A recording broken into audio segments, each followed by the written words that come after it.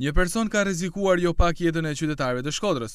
Me një sopat të vogël që mbante në dorë, ky person ka nisur që të presë një pemë në lagjen Xhabijej në qytetin e Shkodrës, i vetmuar ka tërhequr vëmendjen e qytetarëve të cilët, edhe pse kanë ndjekur veprimet e tij të çuditshme në sopatën në dorë, nuk kanë mundur t'i afrohen duke parë gjendjen e acaruar. Menjëherë janë njoftuar forcat e policisë të cilët kanë mbërritur në vendin e ngjarjes duke ju afruar personit në fjalë. Për rreth 20 minuta nuk ka pranuar që t'i vinte askuj, ndërsa vijonte që të godiste pemën për ta prerë.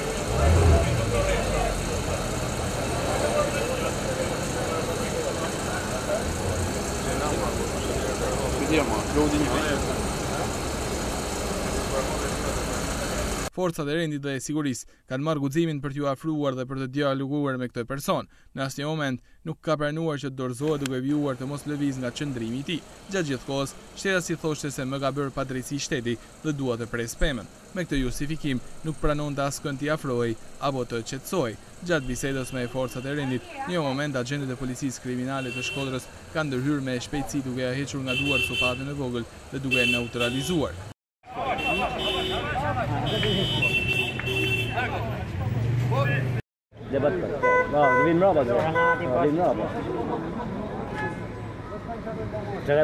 Pas neutralizimit dhe eliminimit të situatës së rrezikshme, personi është shoqëruar në komisariatin e Shkodrës për t'u marrë në pyetje dhe për të sqaruar për këtë ngjarje. Nga sa mësohet, ky shtetas është banor në lagjen Xhabijej dhe për rreth 20 minuta kalimtarët e rastit dhe të tjerë që qëndronin aty u rrezikuan edhe pse asnjëherë nuk kërcënoi ndonjë qytetar, por vetëm kërkonte të priste pemën.